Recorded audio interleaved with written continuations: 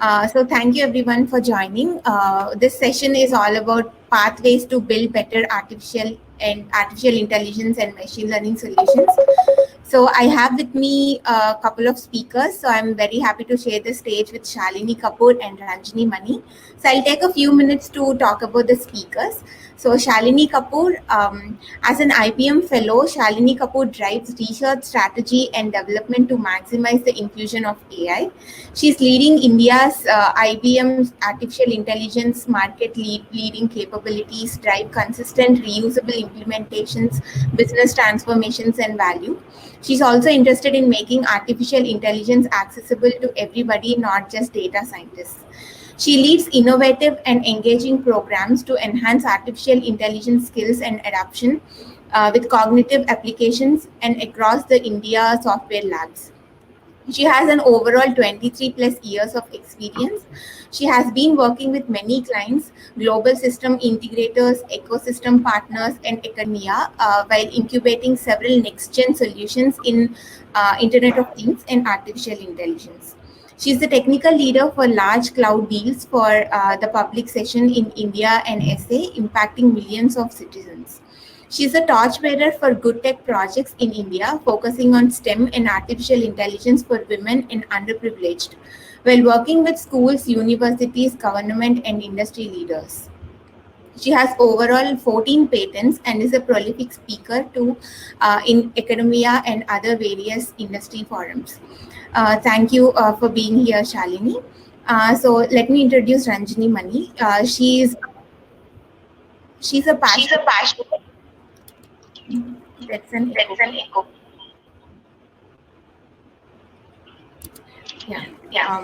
She's a passionate leader, bringing with her more than 14 plus years of experience in setting up growth in business and data science.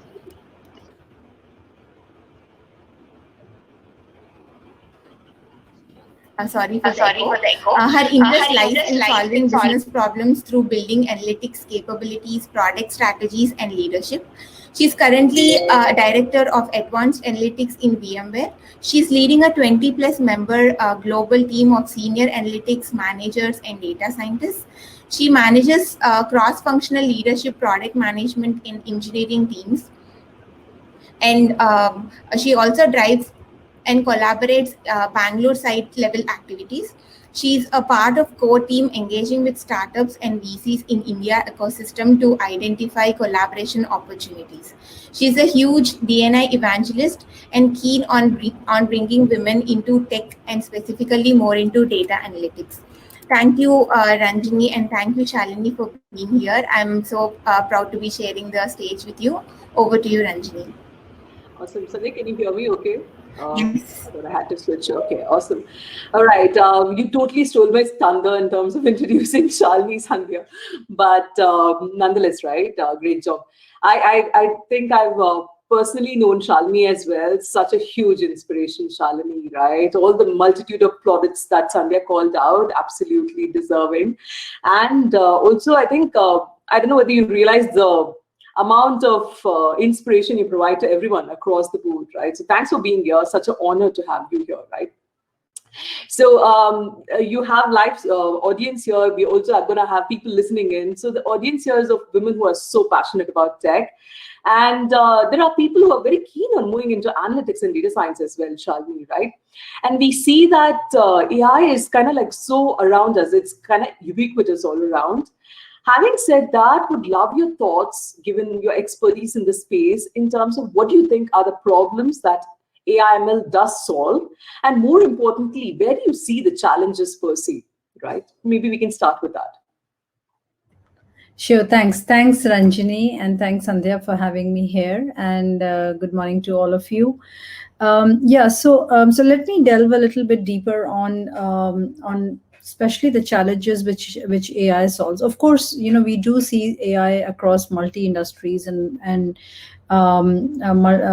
several domains. We have seen that how AI is getting applied and people are innovating and trying to get into even newer models, newer problems. But essentially, AI has been solving what I say as, there are some there are three categories of problems: simple problems, complex problems, and hard problems, right? So simple problems are pretty much which we see, a lot of them we see around them, because they're actually easier to adopt as well, because they would be related to like what we see in recommendation engines, like what we see in our phones.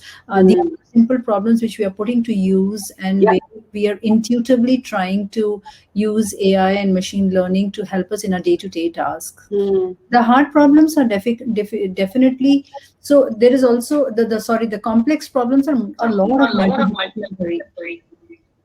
Again, there is an if everyone else mute, like Yeah, that thanks. will help. Sorry, Shalini. Yeah. Yeah. So what happens is that, the complex problems are always multidisciplinary problems which span across several domains, like the problems which are in sustainability, in environment, in solving. So when we are saying that we have a problem and it is multidisciplinary in nature, it means that you don't need AI in just one aspect. You need it in multiple aspects. Like for example, if you have to solve a cancer related problem, then it's not just about predicting something, but it's also about image. It's about image analysis. It's about vision. It's about language. It's about the notes which the doctor has written and how you're intuitively able to find out. It's about huge amount of data and parsing through that and seeing what historical trends are and predicting. So it's not one problem. It's actually complex problems, and there could be various methodologies, neural networks, deep learning models which need to be built. So those become complex problems, and those problems are mostly related to some of the problems in human beings, in population. It could be health, it could be large country related problems of solving, say, education. So these are complex problems, and the hard problems are some things which have never been done by computers or machines, right? For example, several years back, the idea that there could be a language and a language understanding itself wasn't there. But then we worked for so many decades to understand the language models and become better at it and better at speech and text and translation. Today we are at a pretty good accuracy. So the hard problems are those which we have, like today the hard problems would be about generating. The generative models are there's a new segment to it which is getting created, where we are looking much further ahead. And it's not about it's never about just about replacing human. It's about doing more value added work and things which a single human mind wouldn't have been able to do it. It's a multitude of processors working, parallel processors working. So it's not just a compute problem, it's also a understanding problem, it's connecting the dots problem. So those becomes the real hard problems. Mind is complex and hard as well, right? And it is also simple. So it is simple, it is complex, it is hard. And similarly, from an AI perspective, there are all aspects of it, and the problems can be segregated into these areas. We also talked about the challenges. The challenges in AI are a lot related to today, a lot related to, and first I will talk about is explainability, right? How are we able to explain the models to the people who are going to use it? So AI models help industry, we all know that. But if AI model has to be explained to a doctor or to a nurse or to a space planner who's planning space in an office, right? As simple as that, or a reliability engineer or a service technician or a mechanic. So when you or a insurance agent who's selling insurance policy, they are the people who are actually going to use AI, and they have to explain AI, and they have to be convinced about AI. So explainability, how you are able to, whatever you have built as data scientist, as technology, whatever you have built, how are you able to explain the cause and effect of the predictions of why this image is better, or why you are predicting or giving a forecast, or why this optimization is better? You have to give an explanation. And what if you take some other decision, right? If you take some other decision, what are the trade-offs? So this entire think if we are able to build in explainability in our models, then the adoption increases much faster. Got it. That's one big challenge which most of the people overlook, and they don't, because they are more focused on building the model. And of course, that, I mean, data is a known problem and known challenge that we know. I'm not going to spend so much time on data because people do understand that, you know, it's garbage in, garbage out, and you need huge amount of data. Once you have done that, the biggest problem of adoption and why, you know, what will make AI go to really a large scale is only the explainability, because the business users are the ones who have to make use of it.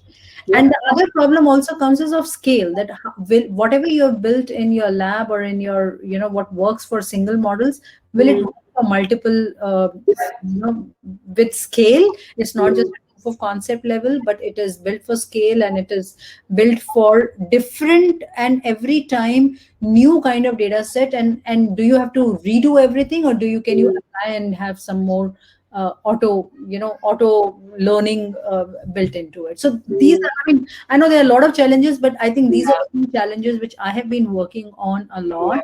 That how do we build explainability, and how do we build AI models at scale? Yeah, no, I think you kind of summarized it very well, right? And you're right, Shalini, right? Most people, I think, the simple, hard, and complex problems, as you called out, we think recommender systems probably. We think NLP. When we think about AI/ML, we probably don't think about the complex and hard problems like you called out, right? Sustainability, ethics, tackling bias. And I was listening to this Tesla AI Day last week, where Elon Musk was talking about that, right? Like, these are like problems you haven't faced before. This is something completely new, about even how do you generate data for this, right? And I think he mentioned this challenge around how, you know, they're trying to build this so that worst case scenario, you can at least outrun the Tesla bot, right? You can at least physically overpower it, because these are like completely new areas, right? And your point around explainability works across, from the point around, even if you were to build a propensity model, unless you can explain it, people are not going to buy into it, right? The storytelling around it, to the point where you've mentioned around how do you scale, how do you explain these black boxes as we build, especially in the space of medical AI, for example, right? So great a summary of that. And so now that we spoke about what, let's maybe touch upon the how, right? And I saw your white paper, Shalini. I've been, and this is something we had looked at in your previous session. I attended this previous session where you spoke about the AI Maturity Framework white paper that you have authored.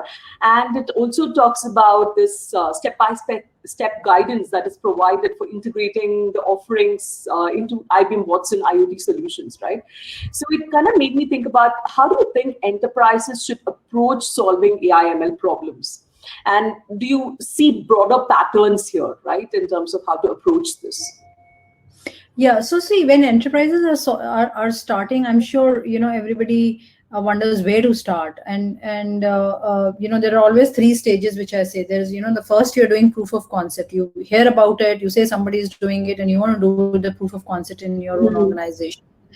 And there is a more stage which I call as AI infusion stage. AI infusion stage is where you actually do a design thinking workshop, and you say how your business process will change. And there are various methodologies as to how you should go about infusing AI in your organization into multiple processes. So you pick a process, you do a design thinking, you say how it can be better. Maybe AI is a force fit and you don't need to do it. You might even discover that.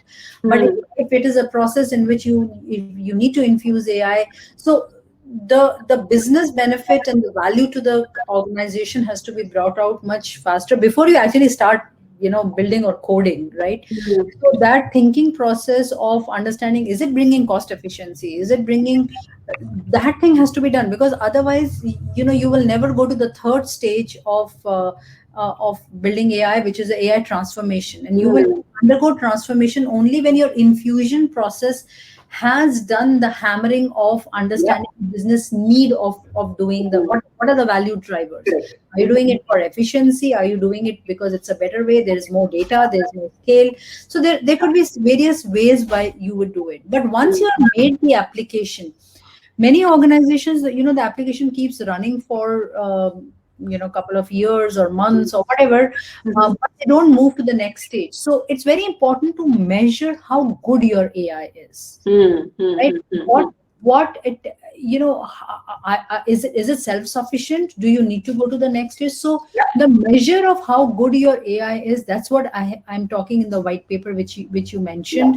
And there we have 7 dimensions on which we measure an enterprise application. So you might have a trade finance AI application. So just pick that application, what you have built, or it could be a virtual assistant chatbot that you have made for, for some customer agent. It could be any use case. Just pick that and apply those 7 dimensions. And those dimensions are, what's the impact on your business, right? Is it a business impact? Is it a portfolio impact? What's the value to the client? The client are the users, right? Yes. Is it giving any differentiator? Is it giving business process outcome? Maybe you have built it and it is only a good technology showcase and nothing else which it is giving to the end users, right? Or maybe the users wanted something and you gave something else because you became very technology savvy and you started creating something which they didn't need. And once you have business justification, then it is about technology sophistication. That is the appropriateness of the technology to the business drivers. Have you chosen the technology right? And then talk about trustworthiness. Do you have integrity? Do you have quality? Do you have bias and fairness built in? Do you have explainability built in?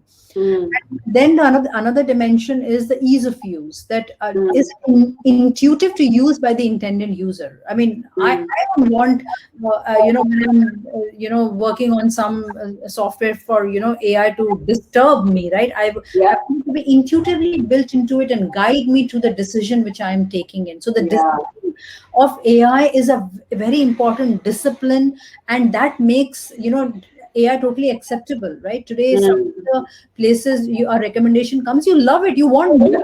It's because it's been designed so well.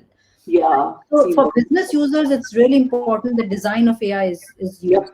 And then the other dimension which we measure for any application is the AI operating model. That is it, how are you running your show, right? Because if you're not running your monitoring well, what's your deployment model? Is it manual? Is it automated? Because otherwise you will spend too much of money in the operating of the AI. And it is much cheaper to run AI. It's not costly to do that. So what are your update frequencies? And the last dimension is the data. That what is the data acquisition and process? Are you having a good data management and governance strategy in place so that the AI models are self-improving, self-learning, and getting the feedback which it is, and the data quality is good. You go to different scenarios, the model will still work if you have taken care of that.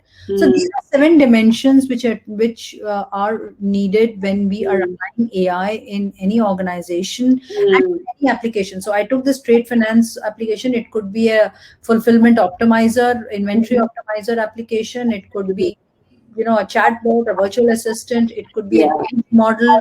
In any kind of model, you need to measure how good your AI is, and are you in those criteria over a period of time?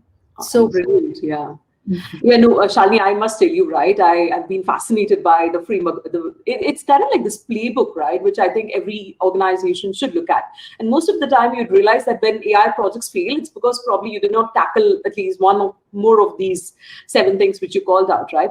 And it's very, very interesting that way, because most of the time people, like you called out, rightly so, right, they work on interesting problems, but is it also valuable to the business? Is it adding back what your initial objective was, right? Are you converting that output to outcome? And you're right, many a times this AI strategy is probably not aligned to the business strategy. So making that dissonance disappear is very critical. No, fascinating. And I'll definitely recommend people who are listening in, right, to check it out. There's this white paper on the AI maturity framework, which she's co-authored. So do check that out on the IBM website. So moving on, I was reading about your passions. You have a lot of them. I was quite intrigued about how you're actually making a real impact on people's lives. Shalini, all of us, we want to do this, but you're actually doing this, right? And you have these initiatives like good tech projects, and this is how you're working with the society to help reskill, upskill in the space of AI. I'm sure the audience here would love to hear more about that. Sure. Yeah, I mean, this is, there are some things in the job which make you keep going, right? So the good tech projects are something which bring a lot of passion and Yeah. drive me a lot. Mm. So one thing which I worked a lot is actually bringing AI to grade 11th and 12th students across the country, and working with the CBSC board. I know, I'm sure most of our, a lot of us know the CBSC board or have kids going to CBSC. So I worked with them to build the AI curriculum. Mm. It's very interesting because it's not just it's not just technology. You have to understand the how children think. Mm. Children are actually more multidisciplinary in nature. It's that we box Yeah. them into physics, chemistry, maths, bio. Right. If you Yeah. give them a problem, if you give them a problem and you say that you need to apply AI, it's very natural for them actually. Mm. So it's a Mm. learning for even for us to see that how they are using that. So building that framework, and also the challenge was not to build the framework only for maths and science students, Mm. because Mm. AI Mm. has Mm. to be used by even a commerce, a Yeah. humanity, liberal arts, Mm. someone who's doing social sciences, because tomorrow AI is going to be applied more in these sectors, and Mm. there's more transformation actually in these sectors than in Mm. STEM is just a tool or a mechanism to solve it. Yeah. Yeah. Problems are all on this side. So Mm. so it's very interesting to have a curriculum which is not too math oriented, but Mm. a curriculum which is basic. It definitely includes basic math, but we don't want to scare children with too much programming also, because they would be students who want to learn about AI, but not do programming about it. Yeah. AI needs all roles, right? I mean, Yes. it's not just the STEM students who need to take AI. It could Mm. ethics is such a the Yeah. behavioral science related field. Mm. How do you apply ethics to model? That's a big area in itself. Language translations, this needs conversation specialists to be there. So exposing AI to students from a holistic purpose Yeah.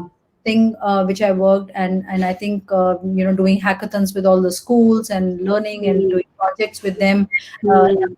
has been a great fun experience. Yeah, no, such real impact, Shalini, that you're making, and something which I hadn't thought about. Now that you say it, it strikes us to be true, right? We think of it as a very STEM subject, but you're right; it's very multidisciplinary that way.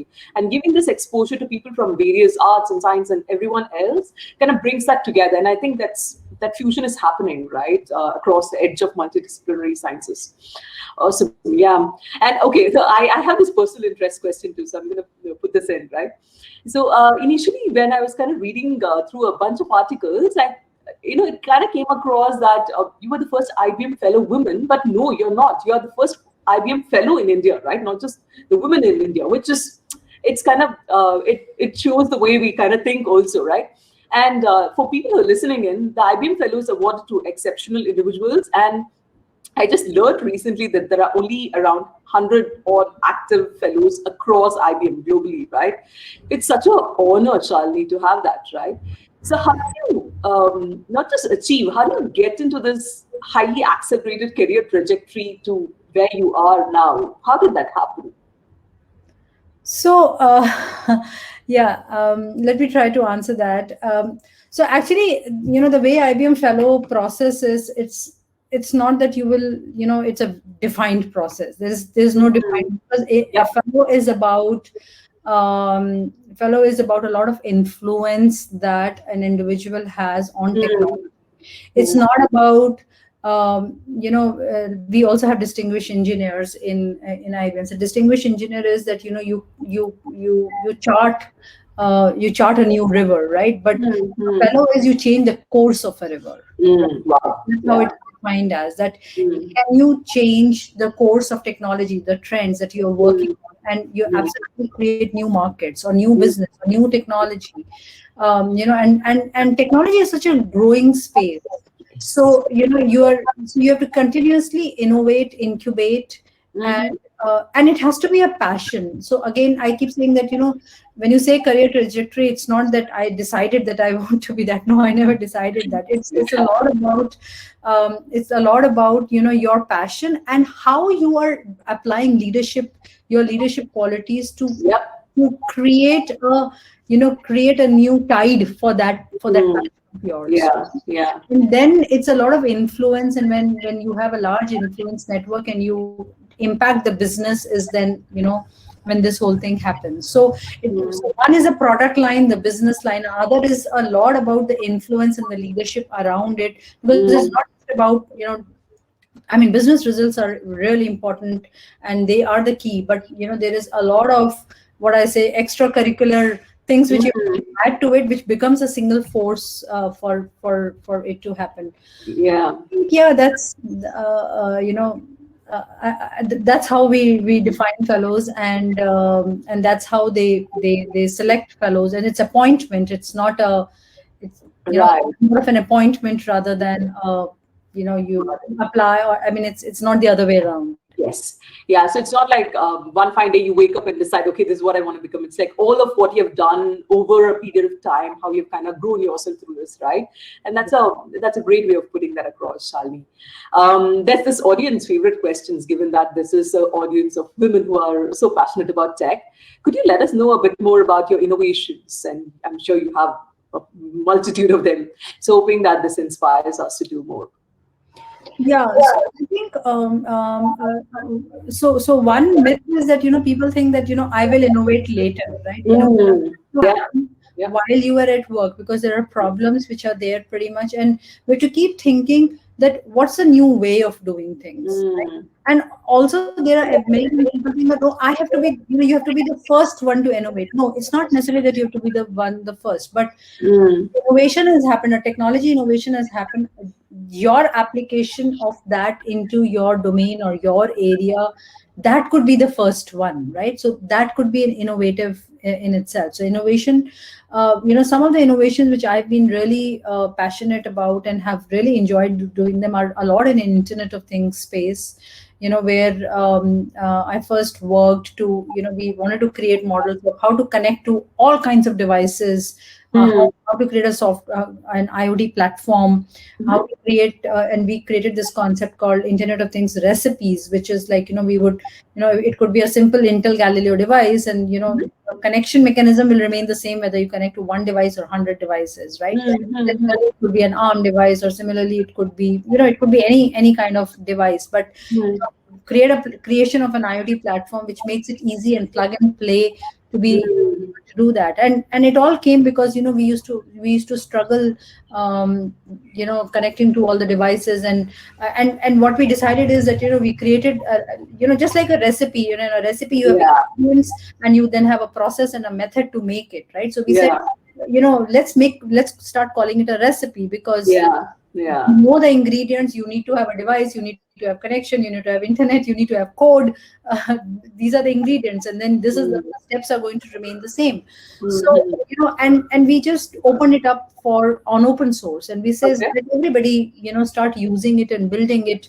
And it grew into like thousands of recipes. It grew into, because people started contributing to it and saying, hey, I've connected to this new device, I want everybody else to do that too. So it's about innovation, and once I did that innovation, and it became a big force in itself. And then I was like, hey, I haven't applied in Internet of Things, can I bring in AI? And that's when my exposure to AI started, and I started applying, and I created a new offering, a new technology offering called Building Insights, which was more about in a building, how do you measure energy and how do you keep energy to an optimum level, a combination of space and people, and a lot about office spaces which we are not using right now, but a return to workplace is something where these are needed. And today I've just started to work a lot on climate risk and sustainability. Right, so it's a new area that I'm getting into. I'm also very, very new, so there's a lot of learning that I'm doing. I don't innovate in that because I'm still learning, but I think it will be something which will come up. Yeah, no, such fascinating areas. I was just reading a survey about how there's so many startups coming up in the space of climate risk and climate change in itself, right? And all of the things you spoke about, as you were talking, Shalini, I realized that it kind of is an exemplification of what you called out earlier, right? Like changing the course of the river in itself, around the IoT recipes and how you tied an AI into it. It's actually thinking of completely new things. And you're right, innovation is not just something you do later, it's something you do day to day, and it aggregates over time, right? It's no, that all of that was brilliant, right? So I know we are at the top of the hour, but I do want to conclude this with some closing remarks, right? So any last words for the audience and the women here before we conclude? Yeah, sure. So I think, first of all, it's a great forum that you have here, and women who code, that itself is so inspiring. I'm really passionate about women in technology and women staying on technology career, because I talk to a lot of women, and and when I think this is one place where you can stay technical, and you can keep innovating, keep doing work. It's very easy to in fact, it is easy than a lot of other sectors. I mean, I'm sure there are a lot of women who have faced issues because of the pandemic and managing work all together. But actually, if you see, it makes us go on, right? Technology is the one which has us go on and on, and there are so many options. So there are so many options available for women to stay technical, right? And I would really encourage, don't be diverted too much into the managerial path. You can learn managerial. I have also been a manager for quite some time. That's okay. That's okay to do. But if you stay technology and please take part in forums. You can put. You can get yourself evaluated, see themselves. There's so much to do on an individual basis, at your own time, at your own pace, in technology, to get recognized in these forums, which give you a major thrill in life. So I think this is the best sector to be in, and this is the best place to be in. So keep coding, and keep building up. Go and do Kaggle competitions, go and participate. You can do it all at your own pace and at your own time. What more flexibility we can get, what more bandwidth, or what more happiness we can get out of this. So great forum, and great that you guys are doing this conference with multiple sessions, which kind of inspires everybody. And yeah, that's a message, and good luck to all of you. Yeah, absolutely. That's a great message, Shalini. Technology indeed is like the biggest lever for us in these times, right? Thanks for being here. It was such an honor to host you here. Thank you, Shalini. Over to you, Sandhya. Thanks, Ranjani. Thanks. Thank you, Shalini. Thank you, Ranjani. It's like an amazing session, and your journey from being a fellow IBM to here, it's like it is amazing. Thank you so much, Shalini, for sharing your experience, and thank you, Ranjani, for hosting the session. So it was always fun listening to you. Looking forward for many such sessions. Thank you. Thank you, everyone.